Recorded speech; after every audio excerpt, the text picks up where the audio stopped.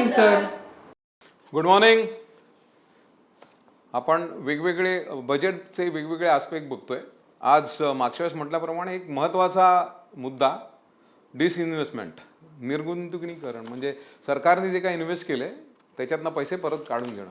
या संदर्भात पहिलं आपण सुरुवात केलेली तुमच्या घराच्या फायनान्सपासून.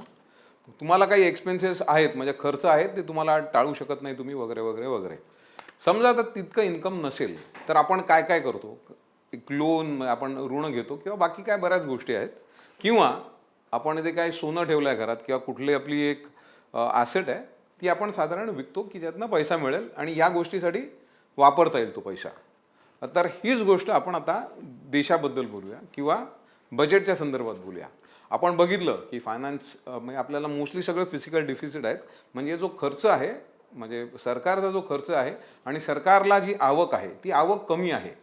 म्हणजे जो खर्च आहे त्याच्यापेक्षा आवक कमी आहे आणि हे भरून काढायला बऱ्याच गोष्टी करायला लागतात. ऋण आहे पण त्या ऋणाला काहीतरी मर्यादा आहे, किंवा आधी ज्या ॲसेट सरकारने करून ठेवल्या आहेत, ज्या गुंतवणूक करून ठेवल्या आहेत त्याच्यातनं पैसा परत घेणं.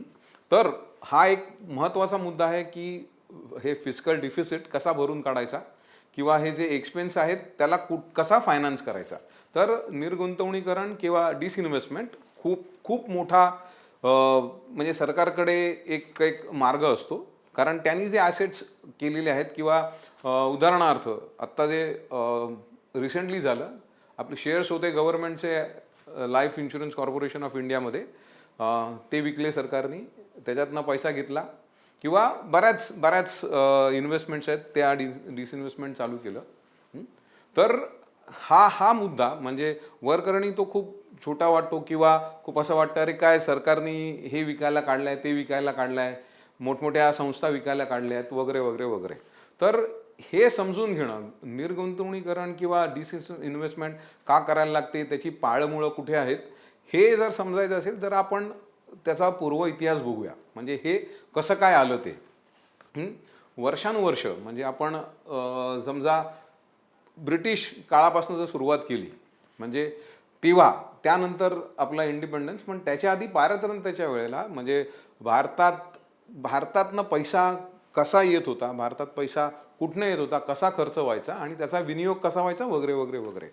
तर ब्रिटिश सरकारच्या वेळेला त्यांची काय धारणा होती, आपल्या इकडचे जे रिसोर्सेस आपण खूप म्हणजे आपण म्हटल्याप्रमाणे आपल्या इकडे सोन्याचा धूर निघत होता, तर आपले जे रिसोर्सेस आहेत, आपली जी काय साधन संपत्ती आहे किंवा इनपुट्स आहेत, रॉ मटेरियल आहे, ते सगळं म्हणजे इकडनं ओरबाडून, म्हणजे मी शब्द मुद्दामून वापरतोय, इकडनं ओरबाडून हे ब्रिटनला जायचं आणि ते सुद्धा खूप कमी भावात. म्हणजे जो योग्य दर मिळायला हवा तो योग्य दर न मिळता, म्हणजे ही लूट इंग्रजांनी बरेच वर्ष म्हणजे जवळजवळ आपण जे 150 वर्ष त्यांनी राज्य केलं म्हणतो त्याच्यामध्ये जवळजवळ इतके वर्ष तेच करत होते आणि कमी भावामध्ये इकडनं माल न्यायचा, कच्चा माल न्यायचा आणि त्याच्यावरती त्याच मालापासनं फिनिश गुड्स किंवा तयार माल करायचा आणि तो खूप महाग करून इथे विकायचा. म्हणजे इनडायरेक्टली डायरेक्टली इकडनं पैसा तिकडे जात होता, सगळे रिसोर्सेस तिकडे जात होते आणि लुबाडलं गेलो आपण, वर्षानुवर्ष लुबाडलं गेलो. आपल्याला याबद्दल पत्ताही नव्हता किंवा त्या दृष्टीने सांगितलं गेलं नाही त्यात. आणि ते जे काय पैसे यायचे म्हणजे ते पण कर घेत होते आपल्याकडनं आणि त्याच्यातनं त्या सुविधा देत होते, त्या खूप तुटपुंज्या होत्या. म्हणजे जितकं त्यांनी लुबाडलं आणि त्याच्यातनं जो काय पैसा आपल्याला ते वापरत होते तो खूप तुटपुंजा होता. तर ही एक बॅकग्राऊंड सांगितली. आणि त्यानंतर म्हटल्याप्रमाणे जेव्हा आपलं ऋण आहे किंवा आपले खर्च जास्त आहेत, सरकारचा खर्च जास्त आहे, तो ही तफावत म्हणजे ही जी गॅप आहे कुठनं भरून काढणार. तर निर्गुंतवणूक किंवा डिसइन्व्हेस्टमेंट हा खूप मोठा भाग असतो की ज्याच्यासाठी आपल्याला त्यावेळेला इंटरेस्ट द्यावा लागत नाही, कारण आपण जे आधी गुंतवणूक केलेली आहे त्याच्यातनं आपण ते विकतो. ती कॅपिटल रिसिट आपण ज्याला ते म्हणतो ते आपण नंतर बघूयाच, कॅपिटल रिसिट आणि रेव्हेन्यू रिसिट्स. तर ह्याच्यावरती म्हणजे आपल्याला ह्याला काही इंटरेस्ट द्यायला लागत नाही आहे. आपला काही समभाग म्हणजे गव्हर्नमेंट ऑफ इंडिया किंवा भारतीय सरकारचा काही भाग ते लोकांना विकतात आणि त्याच्यातनं जो पैसा येतो तो निर्गुंतवणूक करून या आपल्या ध्येय कार्याला वापरला जातो. तर ह्याची पाळंमुळं आता मी तुम्हाला म्हटलं तो एक वेगळा रस्ता होता. त्यानंतर आपण पहिलं पहिलं जे डिसइन्व्हेस्टमेंट कमिशन जे होतं ते आता नाही आहे, ते आता आपण मिनिस्ट्री ऑफ फायनान्समध्येच ते मर्ज झालं आहे. पण आधी एक डिसइन्व्हेस्टमेंट कमिशन होतं की जे ह्याबद्दल सर्व ठरवायचं. तर आपण जर बघितलं UPA गव्हर्नमेंट म्हणजे काँग्रेसचं गव्हर्नमेंट होतं, त्यांनी सुरुवात केलेली होती की कसा म्हणजे निर्गुंतवणूकरण कशी करायची, कुठे कुठे करायची आणि त्याची कारणं पण होती. जर आता महत्त्वाचा भाग म्हणजे पब्लिक सेक्टर अंडरटेकिंग, म्हणजे ज्या संस्था म्हणजे ज्याच्यामध्ये सरकारचं 51% जास्त सहभाग आहे, त्या संस्था ज्या आपल्या इथे म्हणजे काम करतात, भारतामध्ये काम करतात नॉर्मल बाकीच्या संस्थांबरोबर, तर त्यांचं जर तुम्ही फंक्शनिंग बघितलं म्हणजे त्यांचा जर तुम्ही अहवाल बघितलात, ते सुरुवातीपासनं खूप वाईट मॅनेजमेंट होती. कारण हा सरकारी कारभार असाच घेतलं जात होतं आणि त्याची जर आपण अहवाल बघितला तर त्यांचा परफॉर्मन्स खूपच वाईट होता. म्हणजे हे शब्दसुद्धा कमी आहेत. आपण जर पहिलं उदाहरण घेतलं आत्ता एअर इंडियाचं, म्हणजे बघा कसा भाग आहे. टाटाकडनं अगदी जबरदस्तीने त्याचं गव्हर्नमेंटनी घेतलं, बरोबर, आणि आता काही वर्षांनी ते पूर्ण डबघाईला आलं, पूर्ण वाट लावली. म्हणजे जे काय करप्शन असेल त्याची कारणं, त्याच्यावरती एक वेगळा परिसंवाद आपल्याला करता येईल. पण त्याची जी कारणं होती ती बाजूला राहू देत. पण काही वर्षांनी परत आता ते टाटांकडे सोपवावं लागलं. म्हणजे हा जो एअर इंडियाचा कारभार होता ते आपलेच पैसे वापरले गेले. ते कसे योग्य किंवा अयोग्य तो वेगळा मुद्दा आहे. पण हे पब्लिक सेक्टर अंडरटेकिंग किंवा हे गव्हर्नमेंट ओन जी कंपनीज आहेत त्यांचा परफॉर्मन्स अतिशय वाईट होता. आणि सुरुवातीला म्हटलं आपण मागच्या वेळेस बघितलंच, ही जी आपली जी पॉलिसी होती ती कशी होती, सोव्हिएत म्हणजे रशियाच्या इकॉनॉमिक सिस्टीमच्या प्रमाणे होती. म्हणजे जिथे कंट्रोलिंग सगळं गव्हर्नमेंटच्याकडे असायचं, म्हणजे लायसन्स राज होतं. मग त्यानंतर असं कळायला लागलं की समजा त्यांना स्वायत्तता दिली, म्हणजे प्रायव्हेटायझेशन हा जो कॉन्सेप्ट आला नंतर, जर त्यांना थोडी मुबलकता दिली तर शक्यता आहे की त्यांचा परफॉर्मन्स, त्यांचं प्रोडक्शन किंवा त्यांचं आउटपुट चांगलं निघू शकेल. आणि हीच गोष्ट ह्या डिसइन्व्हेस्टमेंट प्लॅनमध्ये मेन झालं. म्हणजे एक मुद्दा लक्षात घ्यायचा, एक तर ही जी गॅप आहे फिजिकल डिपॉझिट, पैसा कुठून येणार तो एक, आणि त्याबरोबर तितकंच महत्त्वाचं होतं की ह्यांना स्वायत्तता देऊन त्यांचा परफॉर्मन्स, त्यांची म्हणजे त्यांची कार्यप्रणाली चांगली होऊ दे आणि ते प्रॉफिट मेकिंगमध्ये होऊ देत. कुठलंही कोणीही जे बिझनेस चालू करतं किंवा ऑर्गनायझेशन रन करतं ते तोट्यासाठी करत नाही. पण समजा तसं होत असेल तर, तोटा होत असेल किंवा चुकीच्या पद्धतीने कार्यरत असतील तर त्याला सुधारणं खूप गरजेचं आहे. आणि तीच गोष्ट या पब्लिक सेक्टर अंडरटेकिंगची होती. म्हणजे फक्त एवढंच बघितलं जातं की ते विकतायत, विकलं गेलं, पण फक्त तोच मुद्दा नव्हता. त्याबरोबर त्यांची जी वाईट स्थिती होती, ज्या पद्धतीने ते काम केलं जात होतं ते अतिशय वाईट होतं. सुरुवातीच्या काळात म्हणजे UPA गव्हर्नमेंट किंवा काँग्रेसच्या गव्हर्नमेंटमध्ये त्यांनी असं रेकमेंडेशन असं दिलेलं होतं की ज्या लॉस मेकिंग कंपनीज आहेत किंवा खूप छोट्या छोट्या कंपनी आहेत ज्यांचा चांगला म्हणजे परफॉर्मन्स चांगला नाही आहे आणि ज्या लॉस मेकिंग आहेत त्यांना पहिलं घ्यावं आणि निर्गुंतवणूक त्यांच्यापासून सुरुवात करावी. त्यानंतर एक 2004 साली वाजपेयींचं गव्हर्नमेंट त्यांनी एक वेगळी सिस्टीम, म्हणजे हे प्रायव्हेटायझेशन जो शब्द आला तो त्यांच्या गव्हर्नमेंटमध्ये आला आणि त्यांनी खूप चांगलं म्हणजे खूप जोर लावलेला या गोष्टीला की हे जे काय लॉस मेकिंग आहेत किंवा ज्यांचा परफॉर्मन्स चांगला नाही आहे त्यांच्याकडनं डिसइन्व्हेस्टमेंट करायची, त्यांना स्वायत्तता द्यायची, त्यांचा परफॉर्मन्स सुधारेल आणि देशाला त्याचा फायदा होईल. त्याचप्रमाणे ही डिफिसिट आहे त्याचा पण आपल्याला फायदा होईल, म्हणजे बजेटमध्ये सुद्धा फायदा होईल. याबरोबर बरेच म्हणजे ह्या संदर्भात बरेच सर्वे झालेत, बरीच पुस्तकं आलेत. त्या सर्वेमध्ये अगदी स्पष्टपणे म्हटलेलं आहे हे NDA गव्हर्नमेंट म्हणजे त्याचा काळ थोडा होता, छोटा वेळ थोडा पुरत होता, पण त्यांनी जे निर्गुंतवणूक करून चालू केलं त्याची जी क्वालिटी होती, ज्या दिशेने ते जात होते ते खूप चांगलं होतं. अनफॉर्च्युनेटली परत जेव्हा काँग्रेस 2 म्हणजे UPA 1-2 जे आलं तर त्यावेळेला म्हणजे काळ बघायला पाहिजे 2004 ते 2014, तर यामध्ये जे इंडिया गव्हर्नमेंटनी डिसइन्व्हेस्टमेंट चालू केलेली होती त्या मार्गावरती होतो आपण, ते अचानक थांबवलं.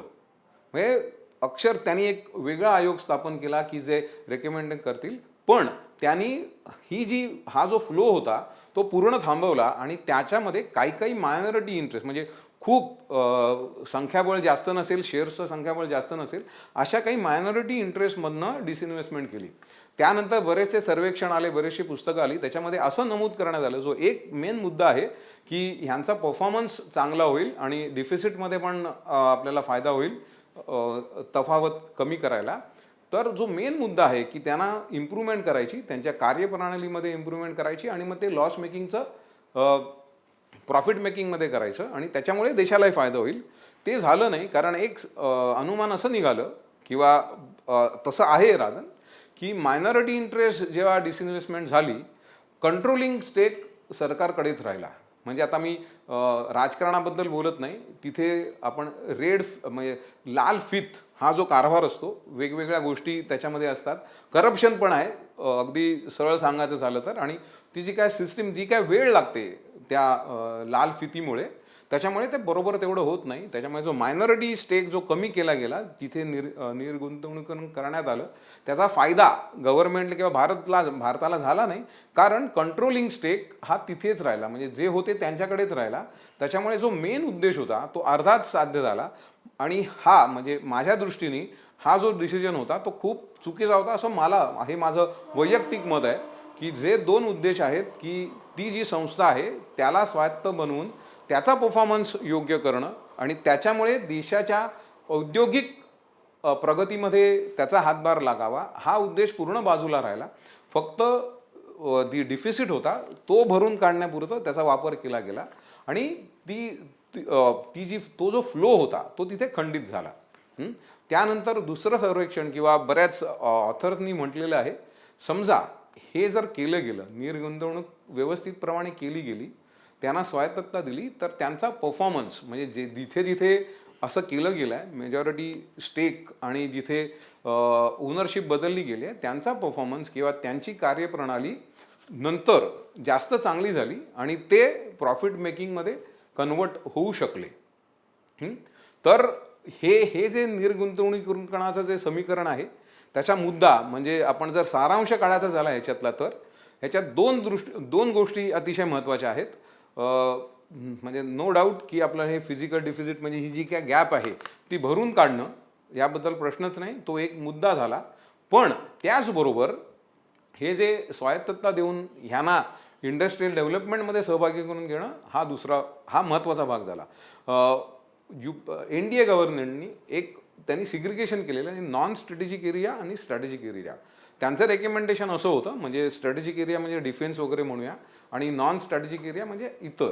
तर त्याच्यामध्ये त्यांचं असा सल्ला होता की जे नॉन स्ट्रॅटेजिक आहेत त्याला आपण एक साधारण काही कालावधीमध्ये ते आपण निर्गुंतवणूक करत जाऊया, त्यांना स्वायत्तता देऊया आणि त्याचा परिणाम किंवा त्याचा फायदा निश्चितच औद्योगिककरणामध्ये होईल, प्रॉफिट मेकिंग होतील, म्हणजे ह्यांचं कारभार पण चालू होईल, त्याचबरोबर हे आपलं फिजिकल डिफिसिट आहे ते पण कमी होईल.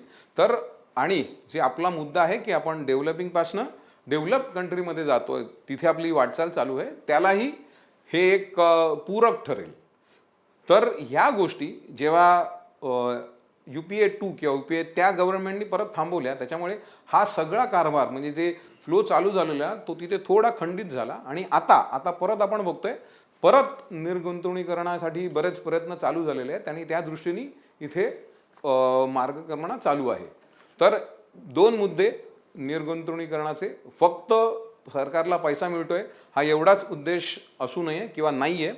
त्याचबरोबर जे पब्लिक सेक्टर अंडरटेकिंग आहे, खूप मोठमोठ्या संस्था आहेत त्या ज्या भारताच्या उद्योगीकरणामध्ये किंवा पुढे जाण्यामध्ये खूप फायदा करत आहेत, त्यांचा पण सक्षमीकरण आणि त्यांचा ते प्रॉफिट म्हणजे ते समजा लॉस असतील तर प्रॉफिटमध्ये कन्व्हर्जन किंवा आत्ता ज्या स्थितीत आहेत त्याच्यातनं चांगलं म्हणजे अजून ते इम्प्रूव्ह होतील, असं दुहेरी ह्याचा फायदा होतो. आणि अशा दृष्टीने हे निर्गुंतवणुकीकरण बजेटच्या दृष्टीने सुद्धा आणि देशाच्या प्रगतीच्या दृष्टीने सुद्धा महत्त्वाचं आहे. तर माझ्या मते आता तुम्हाला कळलंच असेल की डिसइन्व्हेस्टमेंट, निर्गुंतवणुकीकरण किती महत्त्वाचं आहे आणि त्याचा मेन म्हणजे मुख्य उद्देश काय होता. असेच वेगवेगळे मुद्दे आपण घेऊन बजेटच्या संदर्भात वेगवेगळे मुद्दे घेऊन आपण पुढे जाणार आहोत. परत आपण भेटूया, परत एक दुसरा मुद्दा घेऊन आपण भेटूया. तोवर वाट बघा.